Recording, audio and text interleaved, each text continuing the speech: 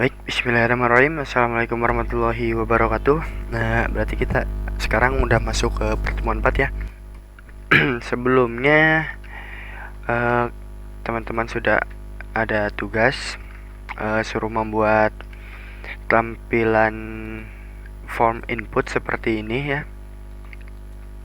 Ada memasukkan NIS, nama dan kelas. Seperti itu. Tugas sebelumnya teman-teman masukkan saja ke dalam folder siswa.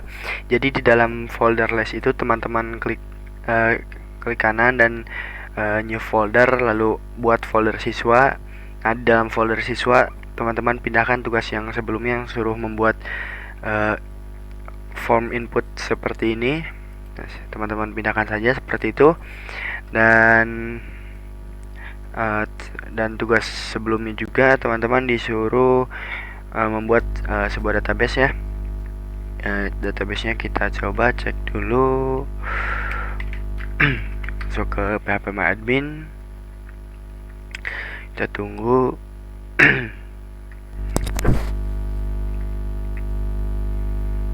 Ya, lama ya guys.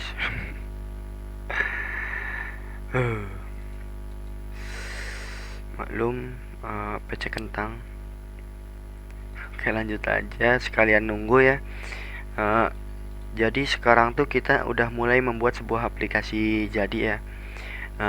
Di pertemuan kali ini yang keempat, kita tidak akan melanjutkan seperti ini 1, 2, 3, 4, tapi kita akan membuat sebuah aplikasi pengelolaan data siswa yang sederhana saja dulu. Di sini kita sudah punya form inputnya untuk memasukkan data-datanya seperti ini. Nah, ini udah selesai ya. Database-nya itu namanya siswa. Dan dalam database itu ada database namanya data siswa. Kita lihat dulu.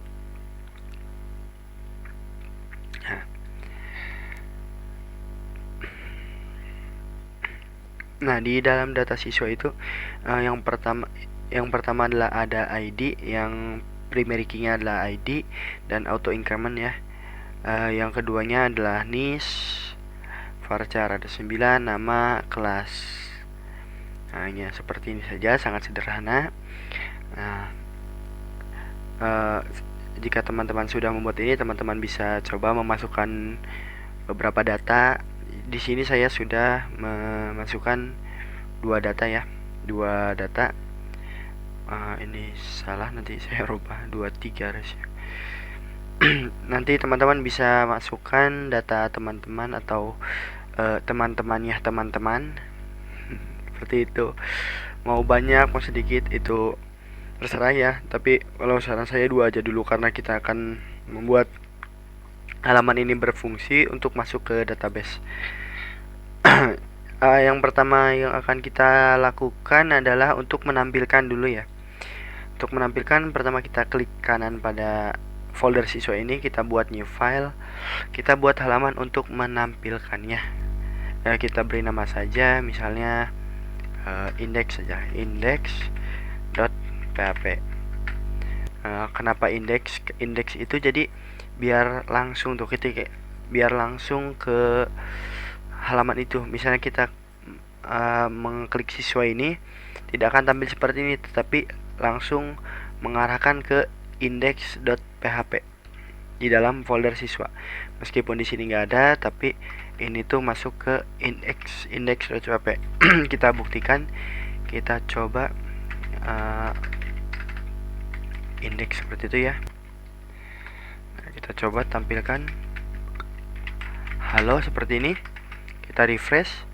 Mohon maaf. Nah, kalau saja enggak, ini kita refresh. Nah, ada halo. Seperti itu. Jadi ketika kita mengklik sebuah folder, halaman pertama yang akan ditampilkan adalah index.php. Seperti itu. Nah, ini kita hapus saja. Untuk menampilkan sebuah data dari database itu, kita memerlukan sebuah tabel ya. Kita buat saja tabel seperti dahulu. Lalu ada TR-nya dan TH ya untuk judul. Ini ada NIS. kita copy saja seperti ini, ada nama dan kelas seperti itu, dan di bawahnya adalah untuk nilainya kita TR lagi, lalu TD ya. Untuk di bawahnya TD nya itu ada 3 berarti ya. Seperti ini kita save, lalu masuk ke sini. Masih belum ada apa-apa, kita coba hias sedikit dengan CSS. Kita kasih border 1. Nah kan, biar lebih rapi seperti ini. Dan juga kita kasih judul ya, biar keren gitu. Data siswa. Nah seperti ini. Nah kan agak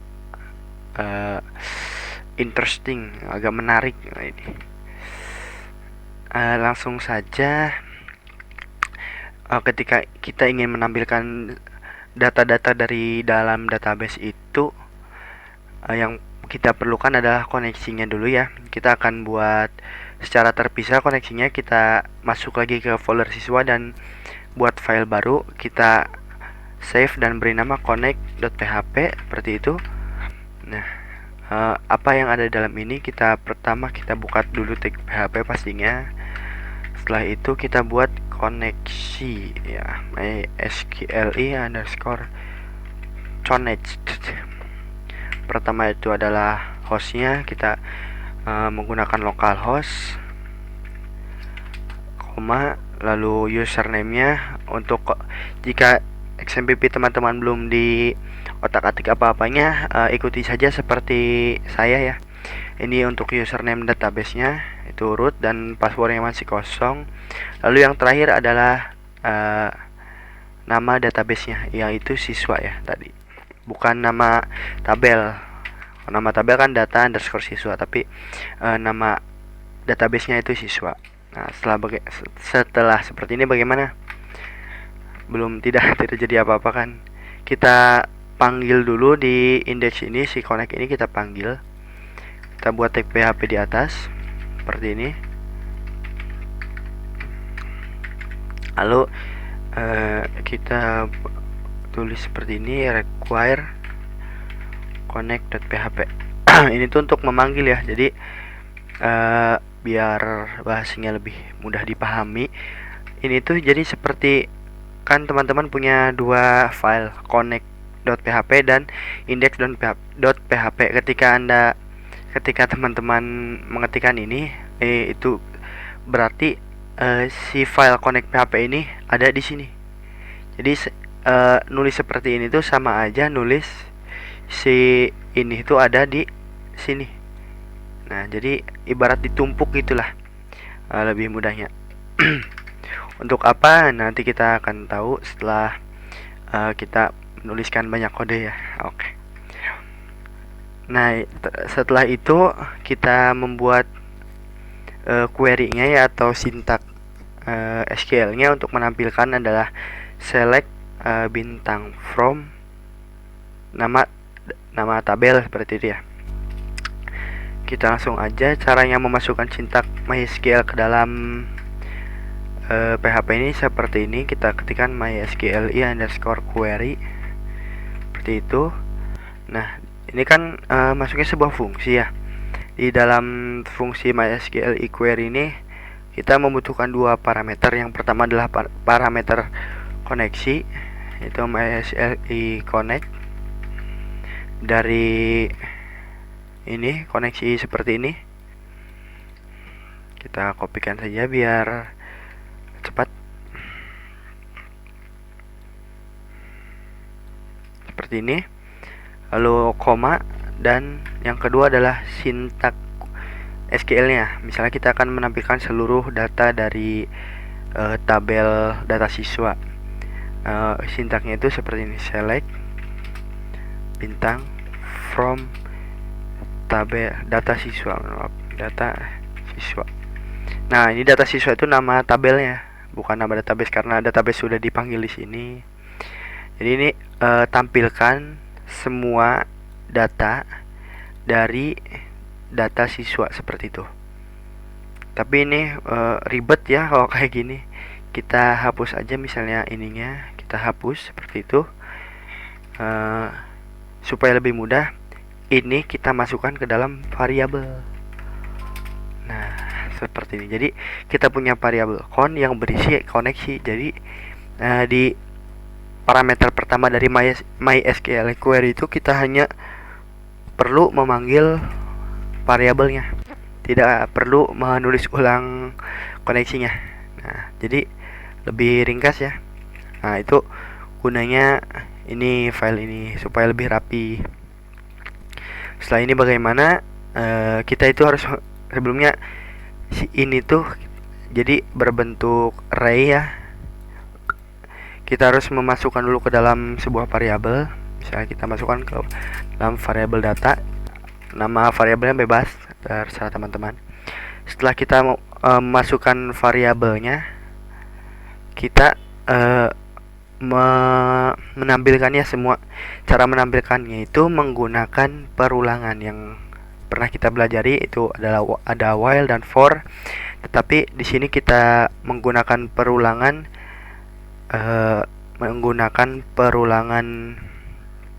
ini ya, khusus untuk database seperti ini, namanya for each. Nah, di sini kita akan membuat sebuah sintak PHP di dalam HTML. Caranya bagaimana? Kita buat dulu tag PHP-nya gitu. Seperti ini. Kita ketikkan saja for each seperti itu. Nah, ini tuh cara logika perulangannya itu seperti ini nih. Kita punya variabel sebagai apa? Kalau ini kita tidak akan bahas dulu karena tanpa ini pun bisa ya. Kita punya sebuah variabelnya apa variabelnya? Variabelnya adalah data. Kita coba masukkan seperti ini, data sebagai key. Jadi nanti pas ditampilin nih di bawah ini, jadi di ketikannya tuh $key lagi, bukan $data. Kita coba misalnya. Dan juga ini ketika dirubah seperti ini, si datanya itu berubah menjadi array asosiatif.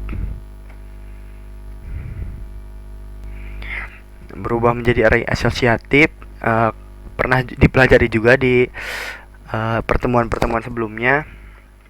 Kita akan coba misalnya for each data ASCII, ini kurung tutupnya untuk membungkus sebuah program ya. Misalnya kita akan menampilkan echo ya $key, kan tadi datanya dirubah menjadi key, dan key ini adalah array asosiatif seperti itu. Indeksnya apa? Indeksnya itu nama di dalam database-nya, nama kolom di dalam database-nya. Kita lihat dulu.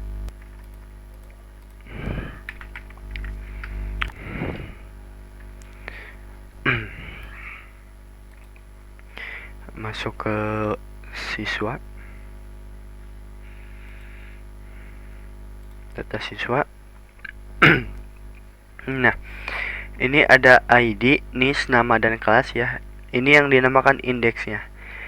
Jadi yang di sini tuh harus sama kayak kolom-kolom di database. Misalnya kita hanya akan menampilkan nama seperti ini. Kita tinggal save. Nah, lalu kita lihat. Nah, ada Inky Pramudia Ramdhani dan Moch Adam, karena namanya ada 2 ya. Nah, bagaimana cara memasukkan PHP ke dalam HTML? Ini kan belum masuk ke HTML. Caranya itu bisa seperti ini. Misalnya kita ketikkan echo dan kita buat HTML di sini seperti itu, tr lalu td seperti itu, tapi itu ribet ya. Jadi kita itu akan melakukan seperti ini.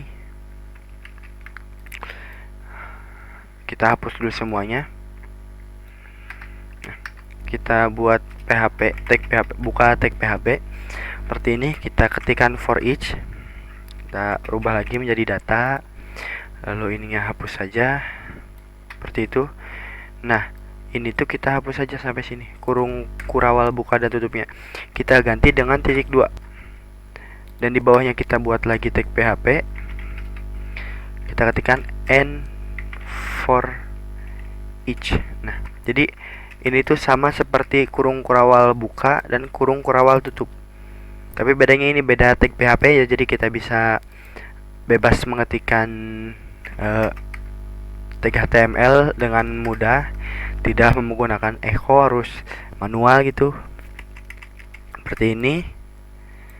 Nah, jadi kita tinggal ketikkan seperti tadi tr lalu td. Nah, yang pertama itu kita akan menampilkan nis. Kita tinggal buka tag PHP seperti ini, lalu echo dari $key indeksnya nis. Nah, seperti itu. Sampai sini udah kebayangan, udah paham? Oke, kita untuk yang selanjutnya kita tinggal copy saja. Ini kan nis, kita ganti yang kedua menjadi nama dan yang ketiga menjadi kelas. Nah, jadi kita tuh sama kayak perulangan ya, for each itu perulangan. Kita yang akan diulang itu tr-nya, dari tr akan dengan baris seperti itu. Data pertama misalnya kan ada data pertama, data saya itu ada nisnya sekian, namanya saya kelas 12 RPLA misalnya. Lalu setelah itu jika masih ada data, ulangi lagi, menambahkan garis baru data yang lain seperti itu. Kita save saja, kita langsung lihat. Nah, kan nisnya seperti ini, namanya juga sudah tercantum, kelasnya juga sudah tercantum seperti ini. Nah, kita udah mulai masuk ke database ya. Ini udah mau membuat sebuah aplikasi jadi. Agar lebih ringkas, ini echo ini bisa dirubah supaya tidak menggunakan echo seperti ini. Kita hapus echo-nya dan PHP-nya kita hapus seperti ini. Kita menambahkan sama dengan saja seperti ini. Jadi cuman kurung buka seperti ini, tanda tanya lalu sama dengan ini, sama aja kayak echo ya. Nah, kita coba save lalu refresh. Nah, tidak ada yang berubah. Seperti ini supaya lebih ringkas aja ya. Kita coba rubah semua. Caranya mudah seperti ini, kita Ctrl D ganti dengan sama dengan. Nah, masih seperti ini ya. Nah, setelah kita menampilkan, kita akan membuat fungsi untuk menambahkan data. Pertama, setelah tabel kita buat dulu link ya, biar keren pakai button. Kita membuat linknya ke input siswa.php, input_siswa.php seperti ini. Dalamnya kita kasih button biar bagus, tambah siswa, tambah aja. Nah, seperti ini. Kita save. Aduh, kok gini. Nah, kita save lalu buka. Nah, ada tambah plus, kita kasih lah kok. Nah, ini nih. Kita kasih BR dulu biar ada jarak. Nah, seperti ini. Ketika kita tekan ini, maka akan masuk ke form ke file lain, yaitu input siswa.php. Kita akan di input siswa.php kita akan tambahkan lagi link ya, sama seperti yang tadi. Oke, ini saja ref index.php button kembali. Nah, ini biar bisa kembali ya. Ketika kita klik kembali, maka akan ini masuk di form ya. Jangan, kita keluarkan dulu dari form. Nah, seperti ini di luar form ya. Kita save lalu ini. Nah, di sini ya kita klik tombol kembali, maka akan balik lagi ke tempat tadi, data menampilkan siswa. Oke, kita akan menjalankan ini menggunakan metode atau variabel post. Kita kasih BR dulu 2. Nah, seperti ini. Sebelumnya saya akan menjelaskan algoritmanya dulu atau logikanya dulu. Jadi kita itu akan memasukkan beberapa data, misalnya nama dan kelasnya. Ketika kita klik tombol kiri, maka kan menambahkan data-data tersebut masuk ke dalam variabel post. Nah, dari variabel post itu kita akan memasukkan ke dalam database. Nah, gimana caranya? Langsung saja kita buat. Pertama kita buat apa dulu ya? Kita buat fungsi aja dulu ya.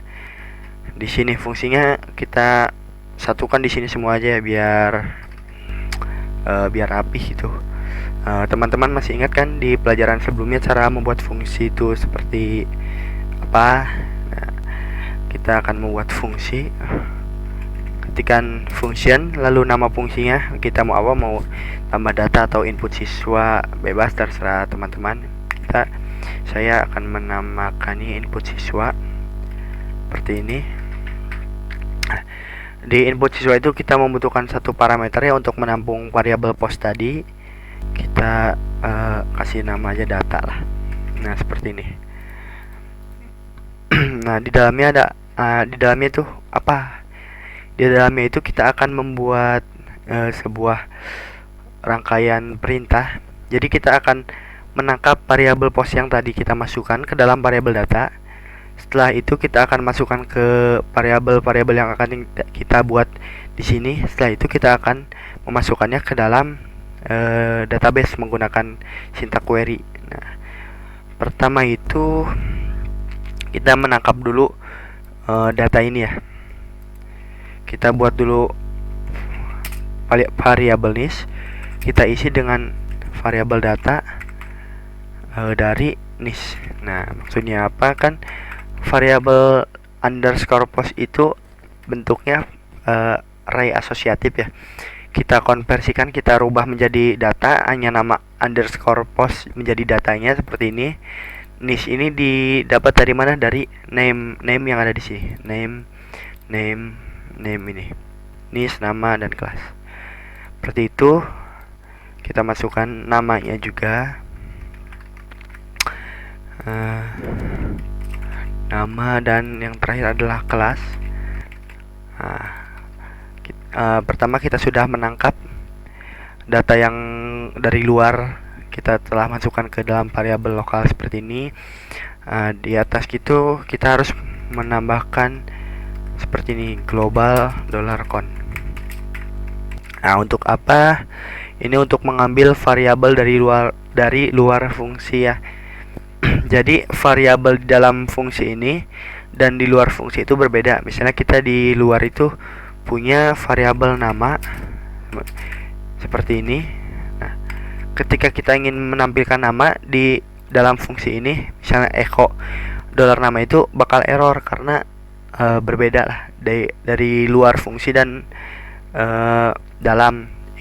Nah, ketika kita ingin mengambil variabel dari luar fungsi, kita tambahkan fungsi ini. Kita tambahkan keyword ini nih, global. Setelah global, nama variabel yang akan kita ambil. Nah, untuk apa mengambil variabel ini? Karena di bawah kita akan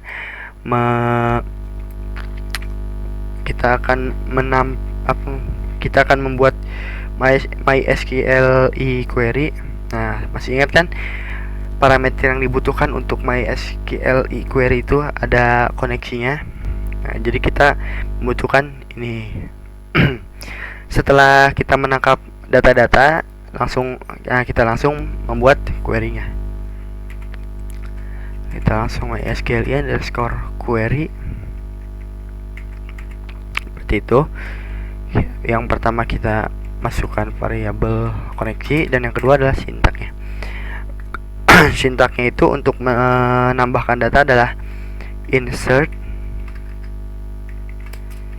into nama database-nya. Nama database-nya itu tadi itu data siswa ya, kalau nggak salah, data siswa values. Nah, ketika kita ingin memasukkan sebuah variabel ke dalam string seperti ini, kita bisa menggunakan titik tanda kutip yang satu ini seperti ini. Jadi teman-teman, kalau ininya yang awalnya itu tanda kutip yang satu itu salah ya, harusnya dua dan yang di dalam satu, jadi ada tanda kutip di dalam tanda kutip. Nah, seperti itu. Valuesnya yang pertama kan di database itu ID. Jadi kita kosongkan saja. Yang kedua, NIS, kita masukkan saja dolar NIS. Nah, yang ketiga itu ada dolar nama. Ini koma. Dolar nama. Dan yang terakhir adalah kelas. Seperti ini. Baik, setelah kita menjalankan query tersebut, apa yang akan kita lakukan? Benarnya sih gini juga bisa ya. Kita coba saja, kita save dulu, dan pasti tidak akan jalan karena fungsi ini baru kita buat saja, belum kita panggil. Kita panggil dulu di sini PHP. Di sini saya akan menjelaskan yang belum dijelaskan saja. Untuk yang sudah dijelaskan di video-video sebelumnya saya tidak akan jelaskan lagi. Kalau teman-teman lupa, teman-teman bisa mengulangnya sampai teman-teman paham. Kita kasih if seperti ini, lalu iset $_post dari kirim, kan? Masih ingat? Ketika tombol yang bernama kirim ini ditekan, lakukan apa? Lakukan fungsi yang tadi kita buat, input siswa. Lakukan input siswa. Nah, untuk parameternya itu kita masukkan apa? Kan kita akan mengirimkan $post ini. Nah, jadi kita masukkan $_postnya saja. Jadi semua data dalam post ini kita masukkan ke dalam sini dan dirubah namanya menjadi data. Lalu kita ambil datanya satu persatu dan masukkan ke dalam variabel ini. Setelah dimasukkan ke dalam variabel ini, kita masukkan ke dalam database seperti ini. Oke, kita coba ya. Refresh dulu. Kita masukkan coba nih 10 18 166 12. Tahu siapa? Siamang Mang. Oke, seperti ini. Kelasnya kita coba TKJA. Nah, ketika kita klik tombol kirim itu, data ini masuk ke dalam post, lalu masukkan ke fungsi tadi. Oke, kita coba. Oke, ada yang error. Kita lihat. Oh, ini tuh si fungsi ini tidak diketahui. Kenapa kira-kira? Iya, karena kita belum memanggil file connect.php-nya. Require connect.php. Nah, jadi input siswa jadi ketahui. Tadi tidak diketahui itu karena kita tidak menghubungkan dengan connect ini. Oke, kita coba lagi, refresh. Ya, ulang lagi 10 18 166 23. Nggak tahu, lupa lagi. Contoh aja ya, teman-teman bisa. Aduh, kepencet kan. 10 18 166 bebas. Namanya ASD TKJA. Kita klik kirim. Nah, tidak terjadi apa-apa. Tapi kita coba lihat. Nah, masukkan ke database. Ke ini juga kita lihat. Oke, nah, nih 10 18 166 32 SD 12 TKJA. Nah, masuk kan? Nah, tapi ada yang kurang. Sepertinya ada yang kurang. Apa yang kurangnya? Kayaknya pop up ya. Kita akan coba menampilkan pop up. Jadi ketika variabel ketika data berhasil dimasukkan itu, kita tampilkan pop up data berhasil dimasukkan. Seperti itu.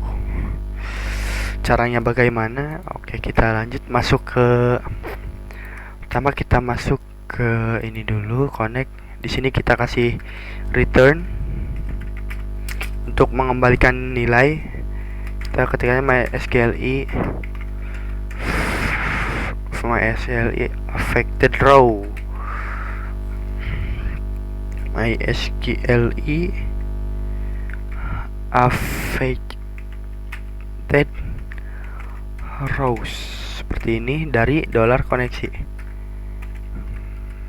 Nah, ini tuh fungsinya tuh untuk mengembalikan sebuah data, mengembalikan sebuah nilai ya.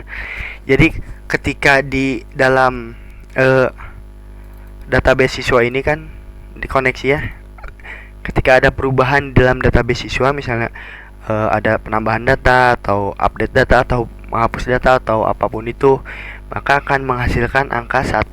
Kalau tidak terjadi perubahan, akan menghasilkan 0. Nah, jadi kan logikanya seperti ini. Kita memasukkan query, kan ada perubahan. Nah, kembalikan nilai ini, berarti kan 1 ya. Kalau ada perubahan, kembalikan nilai 1. Nah, nilai 1 ini kita akan tangkap di sini. Ini hapus saja. Kita langsung kasih aja if ya. If dari input siswa, dari fungsi tadi, dari $_post seperti ini kan, tadi mengembalikan nilai ya. Kalau ada ininya berarti nilainya 1. Kita ketik aja lebih dari 0. Nah, kan 1 lebih dari 0 kan, kita kasih kayak notifikasi gitulah. Kita pakai JavaScriptnya kita masukkan aja ke dalam echo script seperti ini. Lalu dalam scriptnya itu ada alert seperti ini. Nah, apa ininya, data berhasil dimasukkan. Nah, seperti ini, titik koma, masukkan lagi script seperti ini. Nah, jadi ketika ininya menghasilkan 1 atau lebih dari 0 kan, berarti ada perubahan dalam database, akan menampilkan pop-up data berhasil dimasukkan. Nah, seperti itu. Kita coba refresh, masukkan ini misalnya random aja. Nah, ketika kita ketik klik kirim, nah, data berhasil dimasukkan. Oke, kita coba lihat. Nah, ada.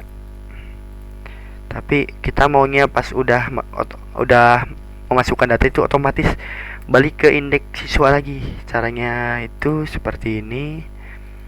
Di bawahnya kita kasih perintah dalam JavaScript untuk melingkan secara otomatis atau memindahkan halaman secara otomatis. Itu nama fungsinya document.location kalau nggak salah. Location.ref. Nah, seperti ini. Lalu nama filenya sama dengan nama filenya index.php seperti ini. Oke, ini salah. Nah, seperti ini. Jadi memunculkan dulu alertnya atau pop-upnya, data berhasil masukkan. Setelah itu kita masuk ke index.php seperti itu. Kita coba, kita refresh. Nah, kita coba masukkan random aja, namanya juga random aja, kasja seperti itu. Kayaknya ini bebas, kita klik kirim. Data berhasil masukkan, ketika klik OK akan langsung diarahkan ke index.php. Sudah masuk datanya seperti ini. Jika ada yang error itu, kita untuk jaga-jaga ya, kita tambahkan else-nya. Jadi kan kalau else berarti ininya pengembalian nilai dari fungsinya itu 0 ya, berarti tidak ada perubahan dalam database-nya, berarti gagal lah. Kalau kita tambahkan seperti ini saja sama pop up ini ya, kita hapus saja, hanya pop up ya, data gagal dimasukkan seperti ini. Ya, sebenarnya ini jarang sih, kalau nggak ada yang error dalam program nggak akan gagal sih, tapi untuk jaga-jaga barangkali database-nya terhapus atau bagaimana, jadi kita bisa tahu. Nah, seperti ini. Setelah selesai, nah, dari pembelajaran kita kali ini, kita telah bisa menampilkan data dari database seperti ini dan dapat juga menambahkan database seperti ini. Nah, untuk tugasnya jelaskan kalau nggak salah itu tugasnya itu oh iya, dari pelajaran yang Anda dapat di hari ini yaitu untuk menampilkan dan menambahkan data. Silahkan teman-teman buat bebas aplikasi apa saja ya di dalam folder list. Teman-teman buat folder lagi misalnya mau untuk pengelolaan barang atau misalnya pengelolaan keuangan atau pengelolaan apalah, bebas. Teman-teman dicoba tuh, jadi tanpa melihat YouTube atau Google atau modul. Nah, teman-teman pakai logika teman-teman sendiri, coba buat yang seperti ini, yang sederhana seperti ini. Bisa lihat kembali dari sini doang nih. Nah, teman-teman misalnya oh ini buat ini buat ini. Nah, teman-teman coba di yang lain seperti itu. Ininya hanya untuk menampilkan dan memasukkan saja ya. Untuk menghapus dan edit itu nanti di pertemuan selanjutnya. Baik, mungkin cukup sekian. Terima kasih. Wabillahi taufiq wal hidayah. Assalamualaikum warahmatullahi wabarakatuh.